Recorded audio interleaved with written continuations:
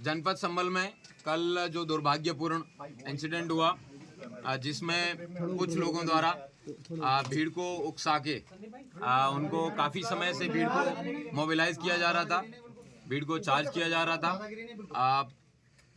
कुल 7 मुकदमे थाना नखासा एवं थाना कोतवाली में दर्ज हुए हैं। उनमें से 2 थाना नखासा पे दर्ज हुए हैं और 5 मुकदमे थाना कोतवाली पे दर्ज हुए हैं। उसमें जो एक हमारे सब इंस्पेक्टर हैं शाह फैसल जिस सरकारी गाड़ी पे जा रहे थे लेपर्ड पे, उस लेपर्ड को उन्होंने वहाँ पे जो मॉब के जो लोग थे, पत्थरबाज थे, उन लोगों द्वारा उसको नीचे गिरा दिया। उसकी पिस्टल की मैगजीन भी लूट ली थी और उसके साथ साथ उसकी जो सरकारी लेपर्ड गाड़ी है उसको वहीं पे आग लगा दी थी थाना नखासा क्षेत्र में। उसमें मुकदमा लिखाया जा रहा है और उसमें कई सारे लोग जो हैं गिरफ्तार हुए हैं। शाह फैसल ने कुल 200 लोग और 6 नामजद लोगों के खिलाफ जो है, क्योंकि उसी क्षेत्र के रहने वाले हैं तो जानते भी हैं, 6 नामजद लोग और 200 अन्य लोगों के खिलाफ मुकदमा जो है उन्होंने लिखवाया है। दीपक राठी नाम के हमारे सब इंस्पेक्टर हैं जो भी कल घायल भी हुए थे, उनके द्वारा जो यहाँ के एकता चौकी प्रभारी भी हैं, 800 लोगों के खिलाफ मुकदमा लिखवाया है उन्हें। जियाउर रहमान बर्क और सोहेल इकबाल नामक ये 2 नामजद अभियुक्त हैं जिनको उन्होंने अभियुक्त बनाया है। उनके द्वारा बताया गया है कि भीड़ को इन लोगों ने भड़का के बलवे का रूप दिया।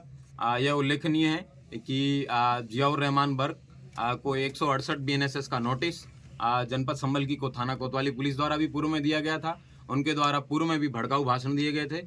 उस भड़काऊ भाषण के दौरान उनको बताया गया था कि आप इस तरीके के भाषण ना दें, इनसे बाज आएं, लेकिन उन्होंने उसके बाद भी भीड़ को उकसाने के लिए और जामा मस्जिद की हिफाजत कोर्ट एंड अनकोर्ट इस स्टेटमेंट के साथ में लोगों को मोबिलाइज करने का प्रयास किया। उसी मोबिलाइजेशन का कारण था कि जो कल जो आपने भीड़ देखी, एकाएक 8:45 पे लोग इकट्ठे हुए और उन लोगों ने इस तरीके की घटना को अंजाम दिया, जिसमें 15 पुलिसकर्मी जो है वो घायल हुए थे और 4 अधिकारी जो है उसमें घायल हुए थे।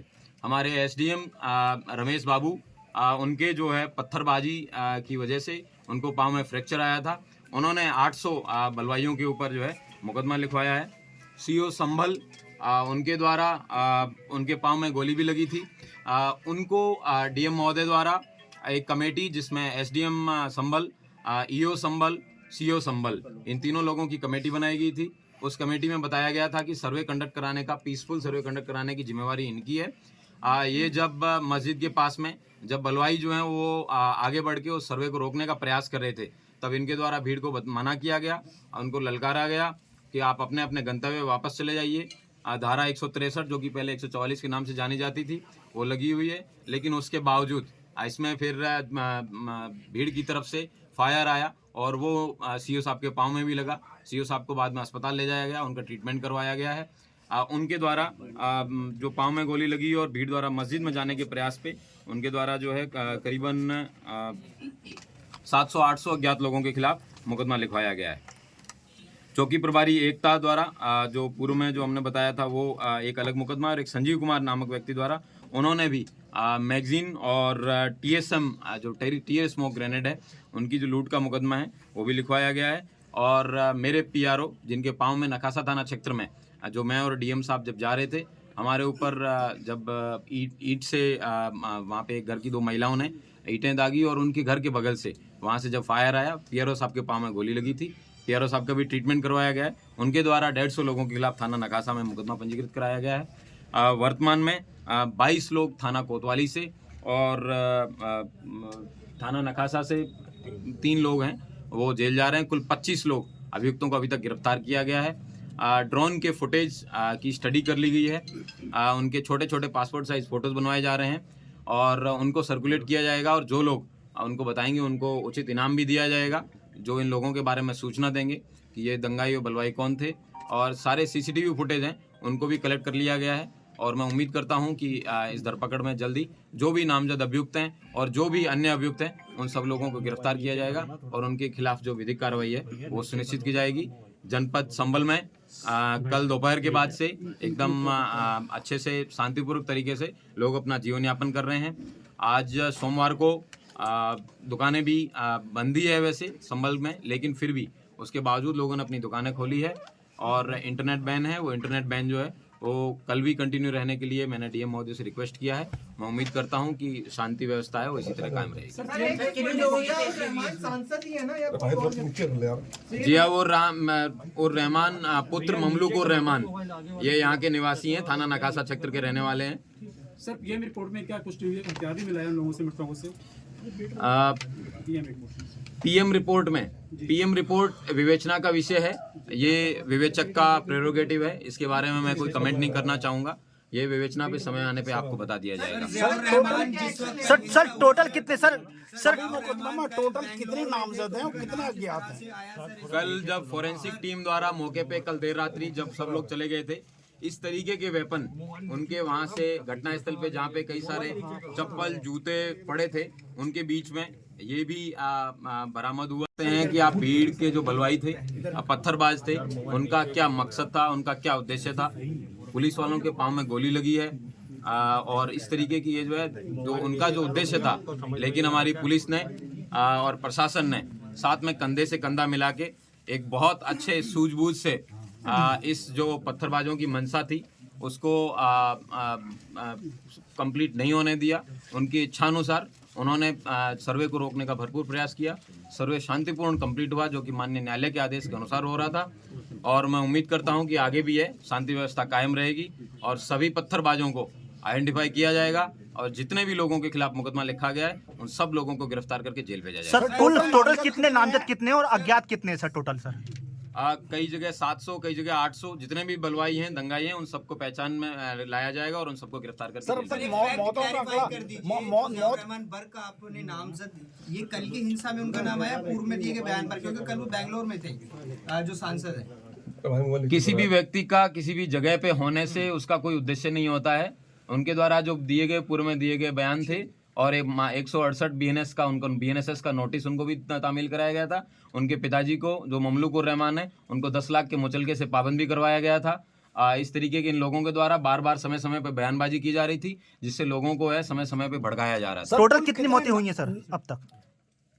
अभी तक वर्तमान में 3 जो है लोगों की डेथ की पुष्टि हुई है। उन लोगों के जो दफन है उनकी कर दिया गया है और बाकी जो सूचना समय पे मिलती रहेगी बताते रहेंगे। एक व्यक्ति की डेथ रिपोर्ट हुई है मुरादाबाद में, लेकिन पोस्टमार्टम के बाद में पता चलेगा कि वो जनपद संभल में किस कारण से उस व्यक्ति की डेथ हुई है। दोपहर बाद से स्थितियां पूर्ण रूप से सामान्य हैं और कोई समस्या नहीं है।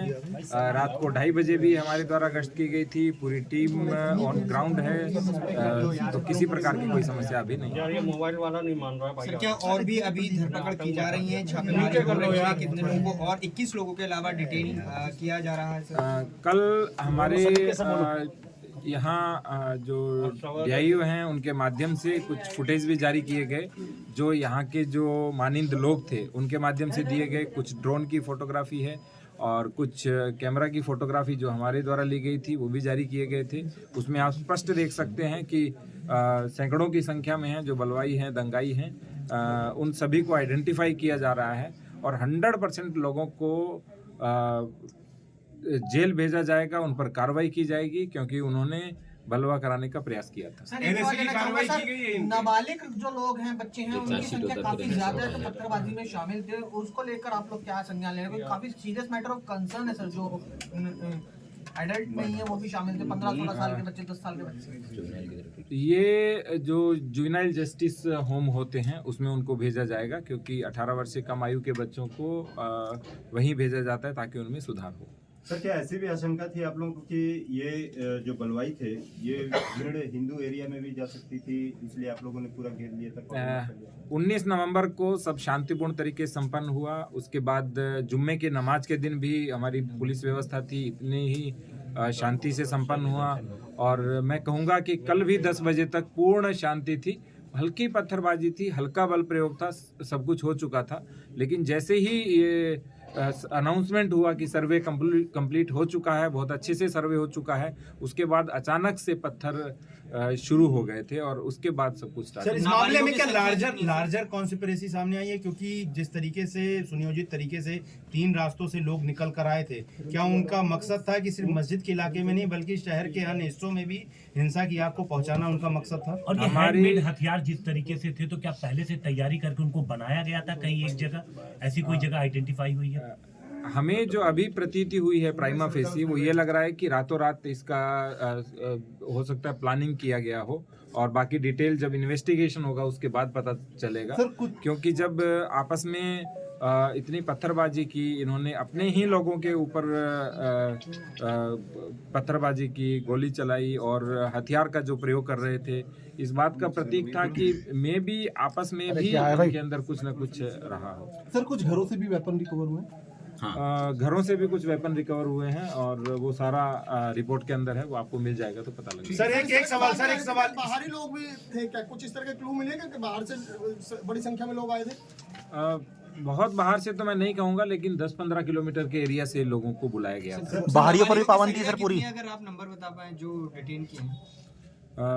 वर्तमान में 25 लोग हैं, लेकिन कुल लगभग 700-800 लोगों की संख्या है, तो एक एक करके आइडेंटिफाई करके सबको डिटेन सर कुछ पता चल सकता है किस तरीके के वेपन रिकवर हुए हैं? क्या देसी तमंचे? एक तो आपको दिखाया था, ये चाकू तो मैंने भी पहली बार देखा, जो दोनों तरफ से चलता है, जो भीड़ में चलाने के लिए ही होता है, और उसके अतिरिक्त कुछ तमंचे भी बरामद हुए हैं, और बाकी जो भी चीज होगी इन्वेस्टिगेशन के बाद आपको डिटेल से सूचना सर दी एक सवाल क्रिमिनल कॉन्स्पिरेसी को लेकर बात करना चाहूंगा, क्योंकि यहाँ पर एक सांसद हैं और एक दूसरे सपा सांसद के बेटे हैं, तो क्या इन दोनों ने आपस में मिलकर किया है या इन दोनों ने अलग अलग जो है भीड़ को उकसाया? FIR हो चुकी है और इन्वेस्टिगेशन के बाद जो भी डिटेल आएगा उसके अनुसार उन पर कार्रवाई की क्या जाएगी। इन दोनों लोगों की आपस में भी ऐसी बात है कि मस्जिद पे ज्यादा कब्जा मेरा हो, तो डोमिनेंस को लेकर इन लोगों में अपने में कुछ था? डोमिनेंस को लेकर इन्होंने लोगों को भड़काया? जो इन्वेस्टिगेशन होगा वो इन्वेस्टिगेशन का विषय है, हम प्राइमा फेसी नहीं कह पाएंगे, अभी हम केवल FIR की है और